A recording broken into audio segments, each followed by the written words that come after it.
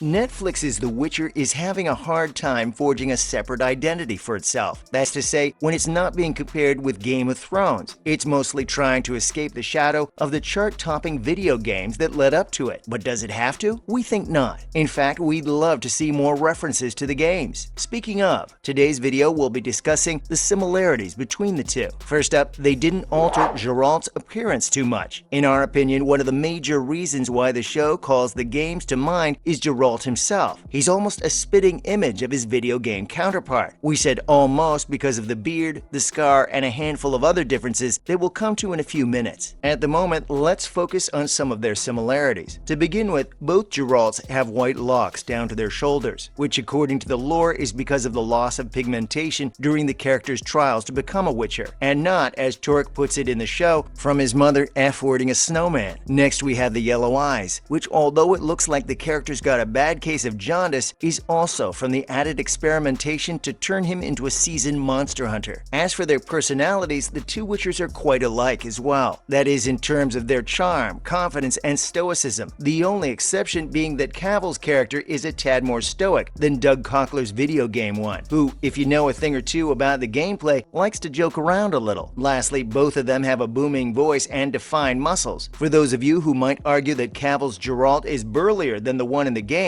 that's just your thirst talking. All jokes aside, let's take a quick look at some of the differences that we alluded to earlier. First, there's the unshaven head and the facial scar, the two discrepancies that raised the most hullabaloo in gaming circles when the show first aired, but can easily be explained using the game's timeline. Simply, in the gameplay, we're playing as a much older Geralt, who's at the end of his career, as opposed to Cavill's, who's just starting out. Therefore, Henry doesn't sport a beard and doesn't have a gash over his eye, despite having a plethora of other scars across his body. Then there's the question of the video game Geralt wielding two swords. Extra weapons, which it doesn't take a genius to guess, help make the player more capable of defeating adversaries. Finally, we come to the vertical pupils, which everyone knows, i.e. everyone who can't take their eyes off Cavill, are absent in the show. Now that we've given you a satisfying comparison of the Geralts, let's proceed to other characters who also look like their video game equivalents. Next, Yennefer, Ciri, and Jaskier look almost the same. While the video games fans were disappointed at most of the show's renditions of the characters, they were also delighted at being able to immediately recognize some of them. The actors who perfectly look the part when it comes to their game equivalents include Anya Chalotra, Joey Beatty, and Freya Allen. Anya, who plays Yennefer of Vendenberg, for example, successfully embodies the sorceress's fierceness and has the chiseled face and raven hair to match as well. Ciri, similarly, is also quite recognizable on the show because of Allen's round face, blonde hair, eye color, and overall paleness. Yes, we agree that her hair should have been a little lighter, but given that everything else checks out, it's not that big of an issue. Same goes for her freckles as well. They don't have to be darker to count. Finally, we have our favorite bard, Jaskier. Oh, we can feel all the video game fans seething with anger at our use of the name from the show, but you've got to admit that Dandelion sounds like the name for a pixie. Anywho, Dandelion, aka Jaskier, might be different in terms of costuming, but otherwise Beatty's also a solid match. Speaking of matches, some pairings from the video games also managed to make it into the show. Now we have Yennefer and Geralt's relationship. Is it just us, or is it suddenly hot in here? We know you're thinking of all those steamy scenes between Yen and Geralt, be it from the games or the show. Yes, if you didn't know, the intimacy on the show was also present in the games. As a matter of fact, the game made the scenes out to be way smuttier than the series ever could. However, the biggest difference between their on-series and on-game romance is that in the gameplay, it develops based on how you play each character. To elaborate, our Witcher has a lot of romantic interests to choose from. Thus, there's a love triangle at play between Triss, Yen, and Geralt in the video games. Yeah, the same Triss from the Striga episode, a character who fans of the show might remember playing a minor role in the storyline, but fans of the games remember as being one of the key drivers of the gameplay, and also being a lot younger and paler than compared to her portrayal on the show. Now that we've mentioned the Striga, we think it would be unfair not to discuss some monsters common to both timelines. So without further ado, let's contrast some beasts as well. Up next are the monsters common to the games and the show. Though we might not see eye to eye on this, we think it's the monsters that have helped the franchise thrive for all these years. As far as we're concerned, no other story has the kind of cool creatures that we've seen in The Witcher. They're all so blood-curdling and phenomenal. original, but are any of them common to all the timelines? Well, we don't know about the books, but there are loads of monsters who have appeared both in the games and on the show. For instance, the Kikimora and the Bruxa from the first episodes of Season 1 and 2 respectively were also present in the games. While the Kikimora in the series might seem different on account of it being really huge, let's remember that it's not the worker or warrior type, but the queen type. The Bruxa, on the other hand, is an apt depiction of what a Witcher's getting himself into when he comes face to face with one. Kudos to the creators for that one. Furthermore, some tamer creatures are also common between the games and shows. To explain what we just said, we'd like you to think back to the episode with the quest for the dragon's egg. Remember the lemur-like animal that Ike mercilessly butchers? It was a Hirika, an endangered and rare species that is hard to come by in the game, but is nonetheless present in it. Way to go, Ike. You got what was coming to you.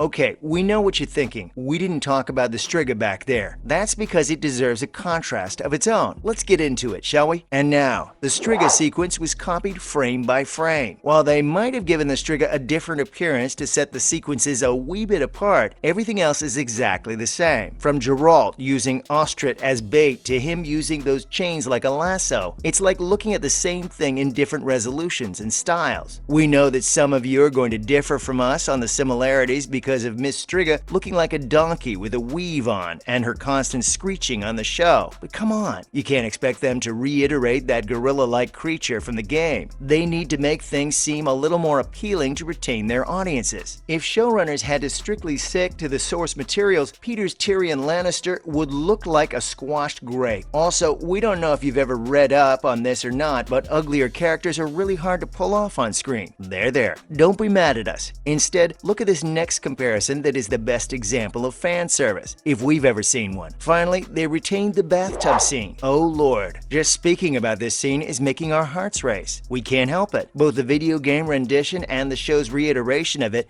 are so appealing. Of course, the scene differs from the one in the game in as much as Yennefer being in the tub with Geralt, instead of being outside reclining on a chaise across the room. But it doesn't really matter, especially when you consider how this whole thing was an homage to the 2015 game. If you haven't seen this show and are waiting for a sign to get into it, this scene should be it. You'll love it to no end, and also some other ingenious Easter eggs prevalent in the show. So, dear gamers, quickly head over to Netflix and let the binge begin. If, however, you don't have a subscription, see to that first. Trust us, the show is worth your time and might even replace the games as your favorite thing to come out of the franchise. Enjoy. That's a wrap for this video. What made you get into the franchise? If it was the books, which one's your favorite? Let us know in the comments below. Make sure to give this video a thumbs up and subscribe to our channel for more videos like this. See you in the next one.